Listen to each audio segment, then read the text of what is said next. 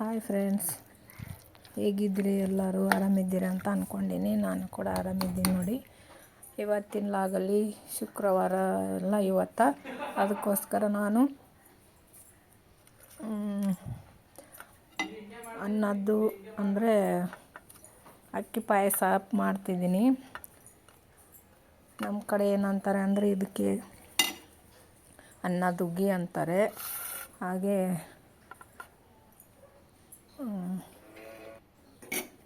ಅಕ್ಕಿ ಹುಗ್ಗಿನೂ ಅಂತೀವಿ, ಬೆಲ್ಲ ಹಾಕ್ತೀವಲ್ಲ ಅದಕ್ಕೆ ಅದು ಅಕ್ಕಿ ಹುಗ್ಗಿ ಅಂತ ಹೇಳ್ತೀವಿ. ಅದು ಮಾಡ್ತಿದ್ದೀನಿ. ಅಕ್ಕಿ ತೊಗೊಂಡಿದ್ದೀನಿ. ಹಾಗೆ ಒಂದು ಸ್ವಲ್ಪ ಹೆಸರು ಬೇಳೆ ತೊಗೊಂಡಿನಿ.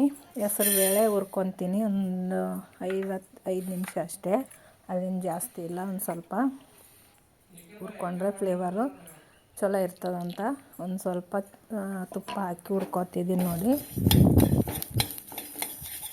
ತುಪ್ಪ ಹಾಕಿ ಹುರ್ಕೊಂಡ್ರೆ ಭಾಳ ಟೇಸ್ಟು ಚಲೋ ಇರ್ತದೆ. ಹಾಗೆ ಸ್ಮೆಲ್ಲೂ ವಾಸನೆಯೂ ಅಷ್ಟೇ ರುಚಿಯಾಗಿರ್ತದೆ, ಚಲೋ ಬರ್ತದೆ. ಅದಕ್ಕೋಸ್ಕರ ಹಾಕ್ತಿದ್ದೀನಿ. ಹಾಗೆ ಅದ್ರಾಗೆ ಅಕ್ಕಿನೂ ಒಂದು ಸ್ವಲ್ಪ ಹುರ್ಕೊತೀನಿ ನೋಡಿ. ತುಪ್ಪ ಹಾಕಿದ್ಮೇಲೆ ಹುರ್ಕೊಂಡ್ಮೇಲೆ ಅದಕ್ಕೆ ಎಷ್ಟು ಬೇಕೋ ಅಷ್ಟು ನೀರು ಹಾಕ್ತೀನಿ ನೋಡಿ. ನೀರು ಹಾಕಿದ್ದು ಕುದಿಸ್ಕೋಬೇಕು. ಮೆತ್ತಗೆ ಕುದಿಬೇಕಿದು. ಮೆತ್ತಗಾದ್ರೇ ಚಲೋ ಆಗ್ತದೆ. ಹುಗ್ಗಿ ಅಲ್ಲ, ಅದಕ್ಕೆ ಒಂದು ಸ್ವಲ್ಪ ಉರಿ ಜಾಸ್ತಿ ಮಾಡ್ತೀನಿ. ಈಗ ಈ ಕಡೆ ಕೊಬ್ಬರಿ ತುರ್ಕೊತೀನಿ ಒಂದು ಸ್ವಲ್ಪ ಅದಕ್ಕೆ ಹಾಕೋಕ್ಕೆ ಅಂತ. ಹಾಗೆ ಇದನ್ನು ಒಂದೊಂದು ಕಡೆ ಒಂದೊಂದು ಹೆಸರು, ಬೇರೆ ಕಡೆ ಹೆಸರು ಇದ್ದರೆ ನಮ್ಮ ಕಡೆ ನಾವು ಅಕ್ಕಿ ಹುಗ್ಗಿ ಅಂತೀವಿ. ಹಾಗೆ ಪೊಂಗಲ್ನು ಅಂತಾರೆ ನೋಡಿ. ಇನ್ನೊಂದು ಸ್ವಲ್ಪ ಬೇಯಬೇಕು, ಕುದಿಬೇಕು. ನೋಡ್ತಿದ್ದೀನಲ್ಲ, ಈಗ ಮುಚ್ಚಿಡ್ತೀನಿ ಒಂದು ಸ್ವಲ್ಪ. ನೋಡಿ ಇವಾಗ ಬೆಂದಿದೆ ಇಲ್ಲ ಅಂತ ನೋಡೋಣ.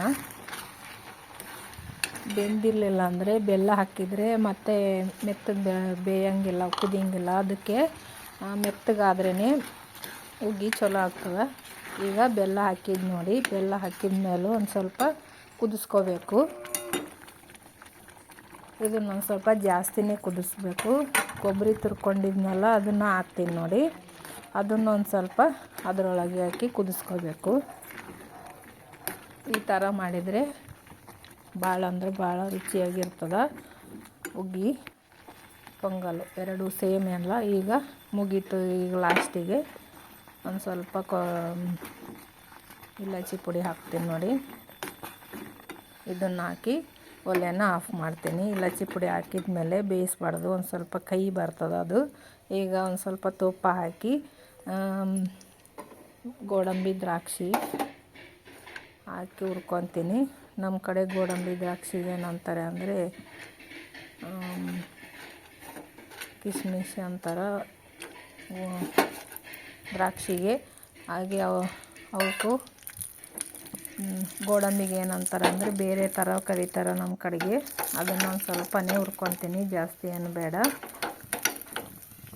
ನೋಡಿ. ಈ ಥರ ಆದರೆ ಸಾಕು. ಆಫ್ ಮಾಡ್ತೀನಿ ನೋಡಿ ಒಲಿನ. ಇದಕ್ಕೆ ಹುಗ್ಗಿಗೆ, ಅಕ್ಕಿ ಹುಗ್ಗಿಗೆ ಹಾಕ್ತೀನಿ ನೋಡಿ. ಈ ಥರ ಮಾಡಿ ಭಾಳ ಅಂದರೆ ಭಾಳ ರುಚಿಯಾಗಿರ್ತದೆ. ತಿನ್ನದೇ ಇರೋರನ್ನ ತಿಂತಾರೆ.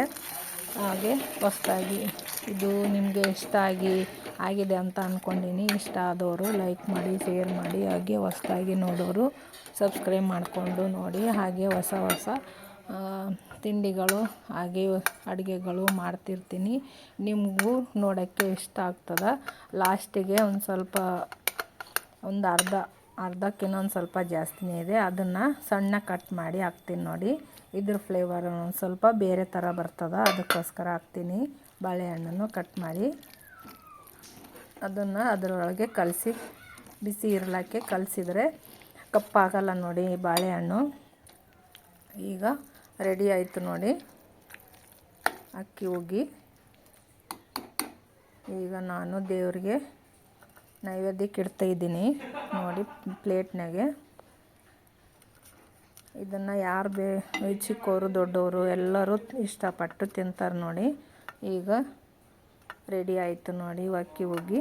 ನೈವೇದ್ಯಕ್ಕೆ ಇಡ್ತೀನಿ. ಹೇಗಾಗಿದೆ ಅಂತ ನೀವು ಕಮೆಂಟ್ ಮಾಡಿ ತಿಳಿಸಿ. ಹಾಗೆ ನಿಮ್ಮ ಮನೆಯಲ್ಲೂ ಟ್ರೈ ಮಾಡಿ, ನಿಮಗೂ ಗೊತ್ತಾಗುತ್ತೆ ಅದರ ಟೇಸ್ಟು. ರೆಡಿ ಆಯ್ತು ನೋಡಿ. ಈಗ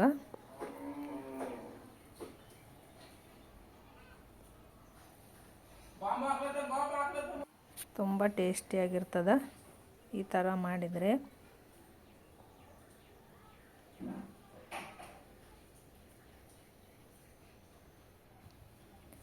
ಮುಂದಿನ ವಿಡಿಯೋದಾಗ ಸಿಗ್ತೀನಿ. ಬಾಯ್.